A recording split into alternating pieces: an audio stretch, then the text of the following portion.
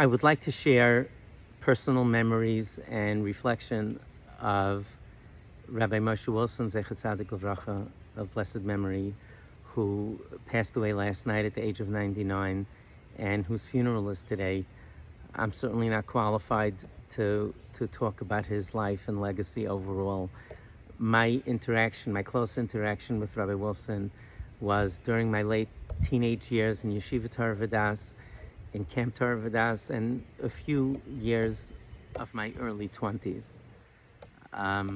There are others who can do a much better job than I, but I feel obligated because he had such a deep impact on my life, and perhaps because of the deep impact he had on my life to this day, despite not having kept in touch deeply over the years, maybe even a greater credit to the impact that he had on so many other people.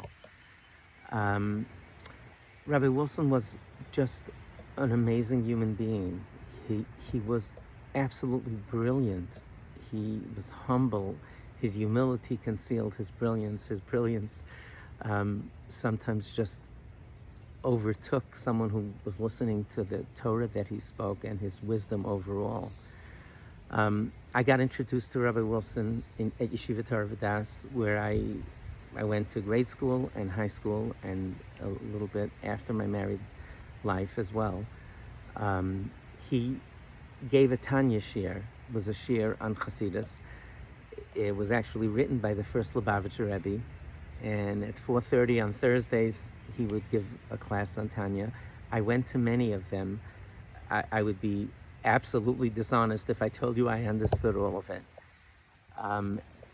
He was relatively young at the time. He was probably 50 years old at that time. I was a 17-year-old kid trying to figure it all out. And I remember thinking to myself, how many lifetimes did he live to accumulate that much knowledge? He was so fluent in all realms of Torah, Chumash, Navi, Tanakh overall, Hasidic Svarim, Gemara, everything. And he spoke for about an hour. And that time, and many times I was privileged to be at his Shalosh Shudas, Suda Shlishis, Shabbos afternoon, where he spoke without notes, contemporaneous, like just for an hour, never repeating himself, with such inspiration and communicating to us American kids about the beauty of Hasidus overall and about a connection to the divine, to connect to Hashem. There's so much to say about the details. You know, he didn't belong to any particular Hasidus. Many people are accustomed to thinking of Hasidus in terms of, well, which Rebbe do you belong to? You know, which Hasidic group do you are you part of? I remember posing this question to him directly. I always spoke my mind politely, I hope. But I once asked him, I said, Mashgiach, that was his title in Yeshiva was Mashgiach, loosely like Dean of Men. And I once asked him, I spoke to him in the third person. I said, which Hasidus does the Mashgiach belong to? And I remember with a twinkle in his eye, he had a very good sense of humor. With a twinkle in his eye, he said, I like Tanash in Yiddish, he said. Meaning, you know, you're at a smorgasbord, you take a little of this, you take a little of that. And that was his worldview, that he took the best and the best qualities of old Hasidic masters and shared it, especially, he had a tremendous gift of being able to convey these esoteric, deep thoughts in very simple terms that we were able to relate to as well. And that was another gift that he had. And it was about this inspiration to really understand the Mashgiach's life. I'd like your permission to take you back a bit and talk about his Rebbe, Rav Shaga Feivel Mendelovich, who was the visionary leader and dean of Yeshiva Torah Vodas. I never met him. He died in 1948, 11 years before I was born. But I got to know him through his students, through his Talmidim. And they were all different, but they were all cut from that cloth. I believe, to the best of my knowledge, Rabbi Wolfson is his last surviving Talmud, certainly one who's been active in public life, incredibly well into his 90s. But Rabbi Manas Mandel, Zecher Tzaddik Levracha from Yeshiva Brooklyn, Rabbi Heschel Mashinsky, who was in Yeshiva Spring Valley and Monsey, the Bustler Rebbe. There are so many others. It so happened that Rabbi Mendlowitz, they called him, he told everyone that they had to call him Mr. Mendlowitz. Out of humility, he was the leader of Torah Vodas. His students would call, those who would use the word Nister. Nister means hidden. They called Nister Mendlowitz. But it was that blend of Hasidus, of a deep commitment to learning, to davening. You know, it was interesting that Rabbi Wolfson decided to call the shul that he founded, and his first group of Talmidim, students who started the shul together with Rabbi Wolfson in a small storefront in Borough Park, are 2-3 years older than I. So I know them all. I get to see them. My brother, my holy brother, Rabbi Yehuda, has been a Talmud of Rabbi Wolfson's for 50 years, and founding member of Emunas Yisrael. Rabbi Wolfson called the shul Emunas Yisrael, the faith of Yisrael, referring to the Baal Shem Tov, the founder of Hasidus. And it's so interesting that he chose that, because he really was the embodiment of everything that the Baal Shem Tov represented, a love for fellow Jew, intense spiritual devotion, yet being accessible to people. You know, the history was, at the time when the Baal Shem Tov started the Hasidic movement, people who were not super knowledgeable in general Torah, especially Gemara, Talmud, and more advanced commentaries, you know, many of them felt that they really didn't have a connection to Jewish life. And since people were so impoverished, and most people didn't have a chance to attend yeshiva, to attend high school, or beyond, certainly beyond. So the Baal Shem Tov started a movement that everybody matters, and you all have a spark of God in you. And that tradition was oozing out of everything that Rabbi Wolfson spoke about. He had, my father, Olav Shalom, passed away when I was 3, but he was a student of Rabbi Mendlowitz, and Rabbi Mendlowitz had a lights out Suda Shlishis, a Shalashiris, and that's also part of his incredible legacy, that Rabbi Wolfson carried on this tradition for 3 generations of his Talmidim, of people that davened in his shul and had the privilege of basking in his light and teachings. The way it worked was, you know, in Europe, they didn't have electric lights like that by and large. So by the time Shabbos afternoon came around, in those last minutes or hour of Shabbos, people were basically in the dark. And it was the most incredible spiritual experience. Rabbi Mendlowitz did it in Yeshiva Torah Vodas, and Rabbi Wolfson made it more famous, you know, to generations of his students. And it was really a surreal experience. You would wash, take a piece of bread, a challah, and go take a seat.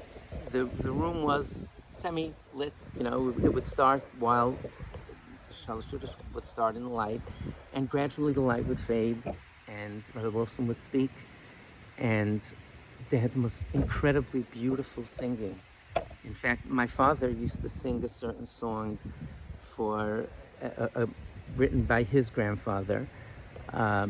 He sang this song at Rabbi Mendelowitz's Shalosh Shudas. Rabbi Mendelowitz used to ask him every week to sing this song. And 30, 40, 50 years later, his students would come to me, the Boston Rabbi. They would stop me and talk about that Shalosh Shudas with such emotion, and start humming my father's song. It was so memorable being in the presence of Rabbi Wolfson's Suda Shlishis, the Shalosh Shudas. Just lights out, not involved looking at anyone or seeing, just being in a zone. It's difficult to describe. It really is difficult to describe. And you see this spark of spiritual intensity, but at the same time, grounded with it, accessible, humble. You see this mark in all of his Talmidim nowadays. And it was just such a wonderful experience to have had the exposure to this in my formative years. I just want to give you an example of this, what it was like. I was in Camp Tarvadas in the late 70s. I was a learning Rebbe.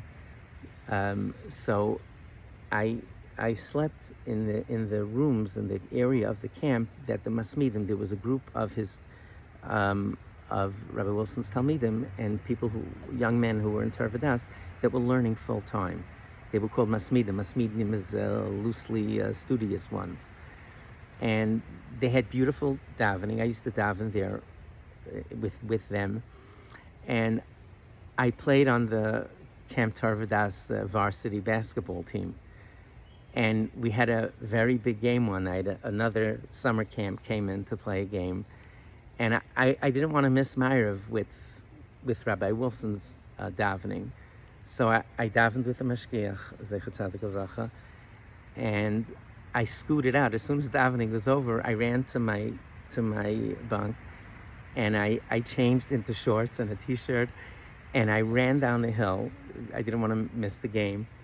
And some people were yelling, Yankee, get to the game, whatever. And the Mashgiach just then was coming out of shul he obviously stayed a little bit after davening while I was changing. I was so mortified, like he was walking out in his, long black suit with everybody else around him, talking to him in Torah and whatever they were discussing. And I was just mortified. And I just ran down the hill, forgot about it. The next morning, I went to him and I said, Mashgiach Shlita, no disrespect intended. I'm sorry, I wasn't respectful, just zipping by the Mashgiach like that. And he smiled and he said, Yankee, he said, you can be Mekadeshem Shemayim. You can bring glory to Hashem's name, to Hashem's presence as a Jew in everything you do. He said, the important thing is to take the davening and the learning and have it transform the way you play, that you play with humility and that you play with grace, and you act like that carried over with you. Don't park that when you get on the basketball court. He didn't say anything that I should cut down on my basketball playing, not a word ever. He understood American children till his last day. Hasidus was an idea that the Baal Shem Tov started.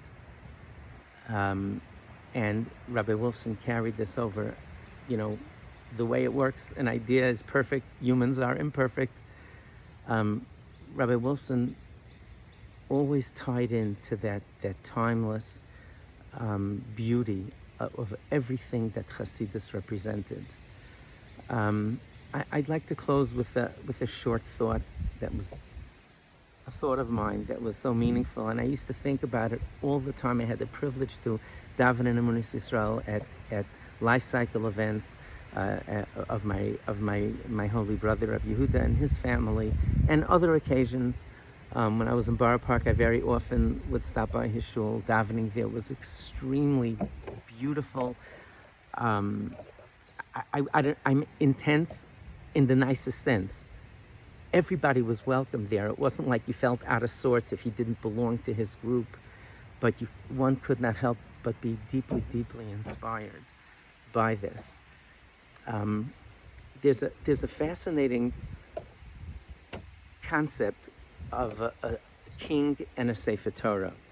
The Torah says that a king, when he's settled on his throne, he should write a Sefer Torah and carry it with him all the days of his life. The Korabah, he should read from it Kol Yemei Chayav, all the years of his life.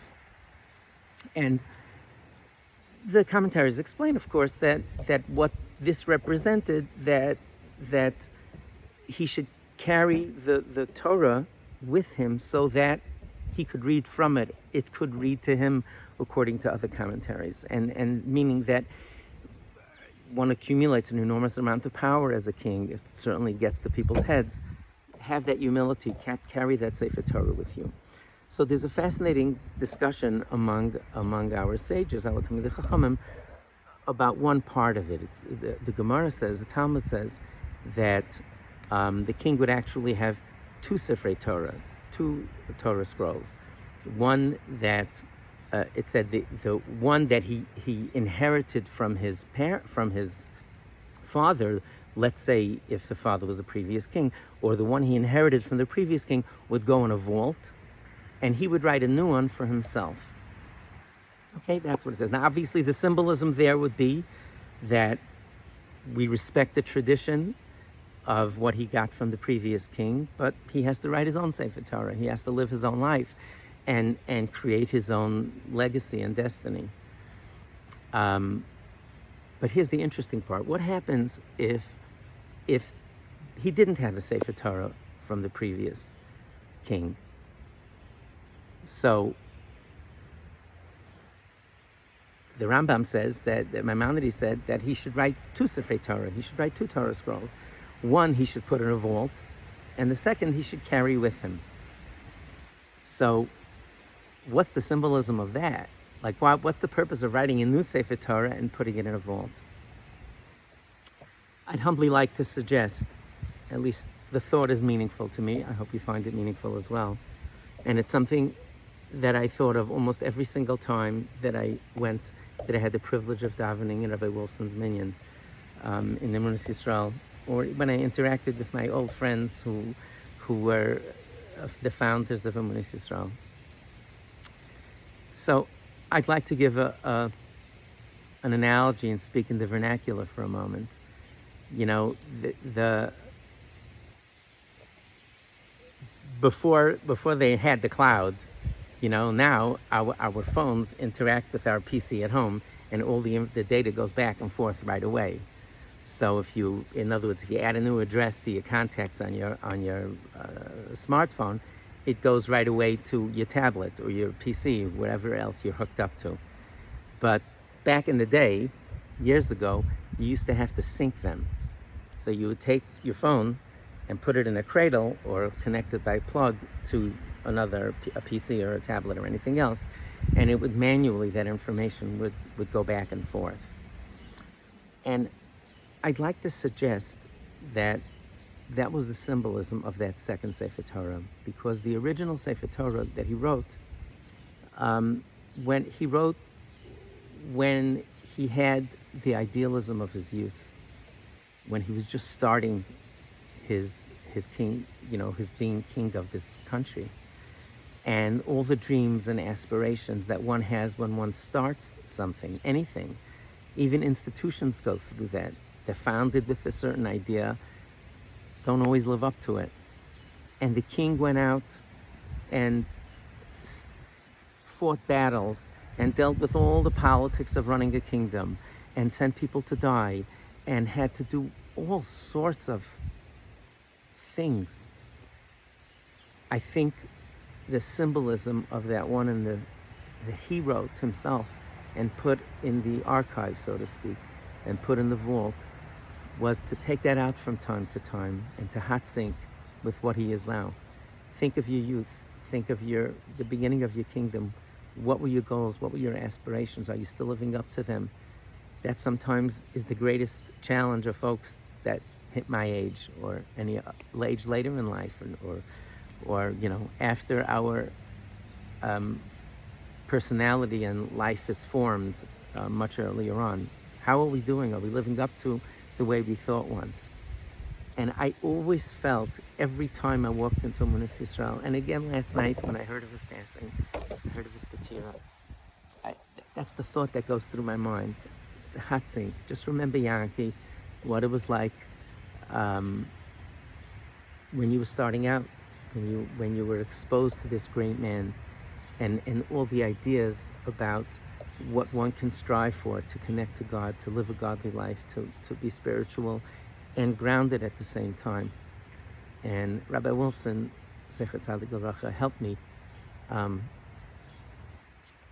Hatzing, and brought me back to the years of my late teens and early 20s every time I saw him, and every time I had the privilege to be in the presence of his Talmidim. He's Zecher Baruch. May his memory be blessed, and to all his Talmidim, his close Talmidim, I know this is a very difficult time. May Hashem comfort you, and you should continue